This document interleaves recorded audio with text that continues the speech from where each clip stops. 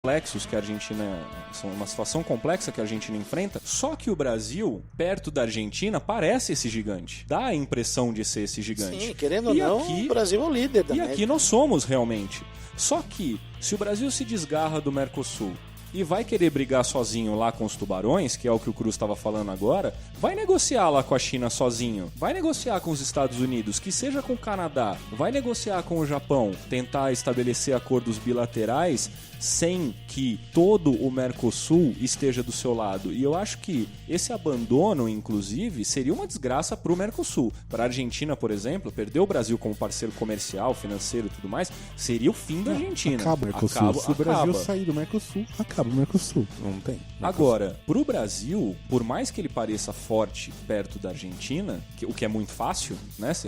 É a coisa do chutar cachorro morto, é muito fácil você parecer forte na frente de quem tá fraco, né? Gritar para Venezuela, agora que a Venezuela tá lá em frangalhos, com um monte de restrições, de embargos econômicos, enfim, é fácil também. Por que não vai gritar lá contra o Estado chinês, por exemplo? Que nem o WhatsApp os caras podem ter. O Brasil vai lá gritar? Não vai. Então, essa união com o Mercosul, ela é muito importante para o Brasil também. Porque o Brasil pode ter perdas consideráveis, e eu acho que o passo que o Macri deu vindo ao Brasil, mostrando esse rabinho entre as pernas aí, para tentar, acho que trazer o Bolsonaro pro seu lado, pode beneficiar mais o Bolsonaro até, para que ele não dê um tiro no próprio pé. Enfim, nós seremos oposição a tudo, mas esse fato da visita do Macri, eu acho que é um fato muito importante para o Brasil também, que sem que esse governo incompetente queira, pode ser beneficiado por essa retomada dessa aproximação. Então agora vamos para o nosso último assunto do Opposicast número 4. Vale aqui um ponto que International Human Rights Watch incluiu o Bolsonaro ao lado da Venezuela ali como um líder autocrata, né? Colocando um ponto de atenção aí no Brasil e pode ser repercutido nos próximos Opposicasts inclusive, mas a gente quer trazer aqui um comentário sobre uma matéria, a gente quer fazer uma análise breve aqui sobre uma matéria da revista Piauí de janeiro de 2019 intitulada Juventude Bolsonarista, a extrema-direita sai do armário no Brasil, essa matéria da Consuelo Diegues. Marcelo, foi você que propôs trazer esse tema para fechar o nosso podcast número 4. O que você achou da matéria e o que você acha da juventude bolsonarista? Só para uma observação, isso é uma coisa que a gente quer manter no podcast, a gente quer falar de tudo que aconteceu na semana, fazer os comentários, as críticas, mas a gente quer ter sempre um assunto mais perene, né? Um assunto que não está ligado à semana, por isso a gente vai falar sobre essa matéria agora. Cara, é assustador, né? Lendo a matéria, lendo tudo, eu juro que eu tava lendo e falei assim, não, quero me surpreender, quero ver que existe realmente uma base aí, uma juventude, uma galerinha jovem, bem informada, uns millennials que sabem o que estão falando e que tem uma outra visão do governo que eu não tenho, por ser um cara mais velho e não ter acompanhado isso. E não é nada disso, né? Mostra a juventude extremamente conservadora. Que se orgulha disso, sim, inclusive, bate no peito. Não, e que só é bolsonarista por ser conservadora. Então, pouquíssimo ligados nos assuntos políticos. Essa juventude que é citada nessa matéria surgiu aí nas manifestações de 2013, segundo eles, quando a esquerda e a direita foram juntas para as ruas, e todos eles guinaram para a direita, mas que não sabem nada ou não sabiam nada do que era política até 2013. Uma das pessoas que fala que eu só sabia que a Dilma era terrorista porque minha mãe falava, era a única coisa que eu sabia de política, e que me tornei bolsonarista, hoje faço parte do direita não sei o que, por causa dos motivos cristãos e religiosos e da família. Então, cara, é impressionante ver que essa juventude pensa exatamente como a velharia bolsonarista, assim. Pega aquele cara mais velho, ignorante, reacionário que vota no Bolsonaro ou que concorda com o Bolsonaro em vários assuntos, pensa exatamente como um jovem de 30 anos que fala 4 idiomas, que é empresária. É assustador. Eu juro que eu queria me surpreender, estava esperando isso e não me surpreendi, assim. E todos eles bebem da mesma fonte, né? Grande intelectual Olavo de Carvalho. Do meu lado, o que me surpreendeu na matéria foi perceber que todos eles acreditam piamente que retomar sabe? O jeito que se olhava o mundo na década de 60. Eles falam isso, né? Que agora eles são a contracultura, né? Na década de 60 é o jeito de resolver os problemas do país, mas de uma maneira, com um pensamento completamente enviesado. É uma coisa que beira o inacreditável.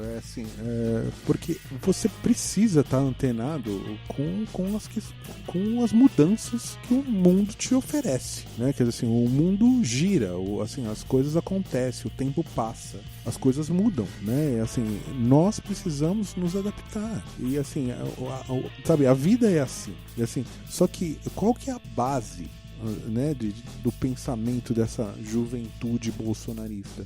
É justamente que os valores da família, como se essa questão dos valores da família com papai, mamãe, filhinhos e amante fosse a salvação, sabe, do Brasil. São totalmente baseados em costumes, né? Totalmente baseados em costumes e não em política. É estranho até porque todos eles, ou a maioria deles, estudou naquela escola que tem aqui em São Paulo, que é o Instituto Mises, que prega o liberalismo total, inclusive falam em ser libertários, né? O que para mim é uma puta de uma incoerência, né? O cara ser capitalista e libertário ao mesmo tempo.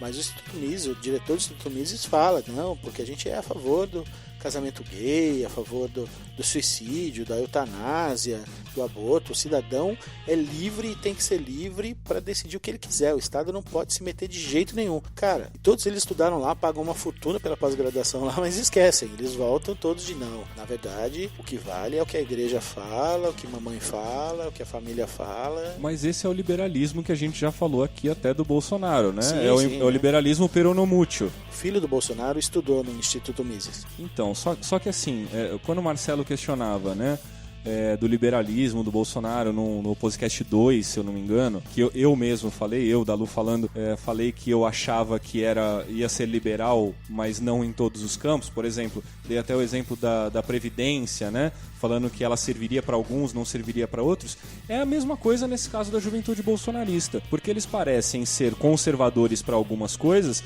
mas vai perguntar para eles se a retirada dos direitos trabalhistas, se essa reforma da Previdência, se tudo isso que beneficia empresários como eles não apoiam.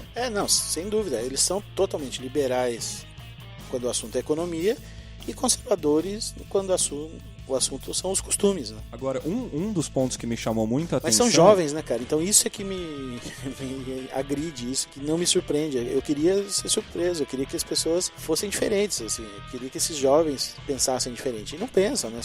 Pensam igual o Mourão, pensam igual o Bibiano, o Alexandre Frota. Então, cara, o que muda, né? Um dos pontos que me chamou muita atenção é quando um deles aqui, eu não vou lembrar quem eu tô com a revista na mão, é melhor nem inclusive, também falar o nome desses cabras, né? Mas um deles fala que hoje a repórter teria uma experiência completa de direita.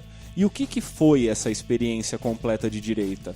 Foi amanhecer num clube de tiro, exatamente. Então eles todos ali atirando e mostrando toda a sua capacidade de furar um alvo de papel.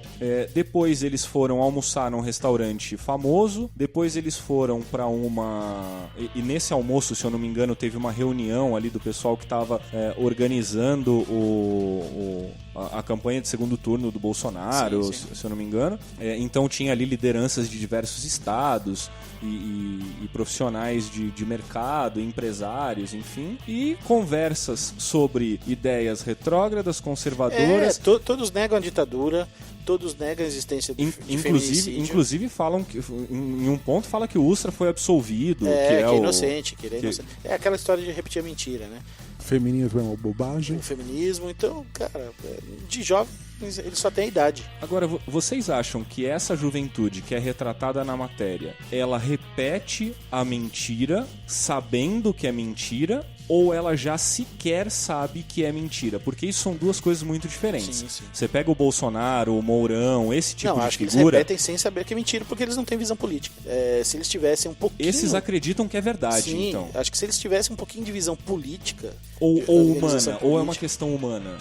Não sei, eu acho que é falta de visão política mesmo. Então, como eles não têm essa visão de saber que o político tem que apertar aqui, tem que ser flexível aqui, tem que negociar ali. Eles não têm essa noção. Para eles é pão, queijo. Então não tem. Para mim eles repetem. Eu acho que eles não representam toda a juventude bolsonarista, né? Aqui é uma elite e a revista fez questão de mostrar só essa elite. Mas, cara, tem. Assim, o carinha que é do Endireita São Paulo, não sei se vocês já tiveram curiosidade de vê-lo, de lê-lo. Ele é negro e mora na periferia, mora numa comunidade. E é da Endireita São Paulo. Então, assim, ele não está aqui nessa matéria. O que está na matéria são membros da elite. Três ou quatro figuras membros ali. Da elite, todos ricos, bem-nascidos, educados, mas conservadores até a medula. Esse foi um ponto que o Cruz, a gente no bate-papo anterior aqui, eu estava até fazendo uma crítica à matéria, que eu falei assim, olha, eu não acho que essas pessoas representam toda a juventude bolsonarista. Eu acho que tem muito mais gente que votou no Bolsonaro que não é representada pela branca, loirinha, ou pelo branquelo, empresário, enfim. Mas o Cruz colocou um ponto que eu acho muito interessante, é que esse é o modelo, né? Esse é o ponto de referência, né? Ali que eu quero chegar. Eles são o quadro na parede. É o wannabe. Que eu olho e quero ser, exatamente. Então, Cruz, manda ver na sua análise aí. A questão que eu faço uma analogia é a questão até que vem, que eu também acredito, dessa onda neopentecostal que existe no Brasil, que para eles, né, assim, o legal é ser bem sucedido, entendeu? Quer dizer assim, se você tem um monte de dinheiro, você se deu bem na vida. Se você não tem um monte de dinheiro, trabalha pra caramba aí, ó, trabalha, se esforça, sabe, faz tudo, né? Trabalha 15, 16, 52 horas por dia, que um dia você vai ficar rico. Não esqueça de dar o dinheirinho lá pra... mas eles nem falam na matéria, pelo menos nenhum dos três cita grana nenhuma vez. É muito uma história de costumes mesmo. Então é a menina que tem, que é a principal da... Não, mas a questão que a gente tá... do Wannabe, lógico. Entendeu? Quer dizer assim, eles estão na deles, cara. Que, assim, esse pessoal da juventude bolsonarista, que são de famílias ricas ou novos ricos e tudo mais, que ganharam um monte de dinheiro, cara, eles estão na deles. Não, mas entendeu? O que eu digo é o que torna em comum eles e o cara da periferia é a questão dos costumes. O cara da periferia às vezes nem tá pensando em eu sou um liberal e vou empreender e vou ficar rico e vou ficar milionário. O cara só quer que proíba o aborto, proíba o casamento gay, proíba a adoção por qualquer homossexual, proíba outras coisas da agenda conservadora. É só isso que os caras têm em comum. Não sei se o cara do Endireita São Paulo pensa em ganhar dinheiro, né? Às vezes pensa, mas sei lá. Não pensa? Sim, mas não é o assunto deles, não é o mote. Assim, porque essa questão nas periferias do Brasil todo, o que acontece? Eu repito, essa questão, essa visão neopentecostal focada no dinheiro tá fazendo muita diferença. Muita. Então, assim, não é só uma questão de você ser conservador nas ideias. É uma questão de você também querer ser individualista na questão de você se dar bem. Entendeu? Então, assim, tudo isso é uma soma. Entendeu? Então, assim, por que a gente tem muita gente... Por que a esquerda ou os pensamentos progressistas se descolaram das periferias? Porque como a vida é difícil e o discurso dessas pessoas trazem ela para um ideal, vamos dizer assim, de progresso, de vencer na vida e tudo mais, essa ilusão tá movendo as pessoas para a direita. Essa ilusão está movendo todo mundo. Então, assim, eles esquecem das pautas progressistas. Por quê? Porque o que importa sou eu. Eu quero me dar bem. Então, cara, que se lasque o resto, que se lasque as minorias. Quem fala em coletivo é comunista. Comunista. Exatamente. Comunista que eles acham, por exemplo, que qualquer pessoa com a boina é Fidel Castro, não, é Che Guevara, né? Comunista o que era o Brasil até um ano atrás, né? A gente vivia numa república comunista. Afinal, Fernando Henrique Cardoso era comunista. Era. Não é? Igual o Che Guevara, da foto que fala aqui na matéria, é muito interessante. Eu falei aqui qualquer pessoa de boina com uma arma na mão é Che Guevara, é porque eu acho que é o que eles consideram mesmo, né? E outro ponto que me chamou muita atenção, 2 pontos aqui, acho que pra gente indo pro encerramento, um ponto que me chamou a atenção é que foram 2 desse grupo que trata a matéria que convenceram a família do Bolsonaro a levá-lo depois da tal facada. Isso é muito engraçado. Até o Albert Einstein. E diz que o argumento dele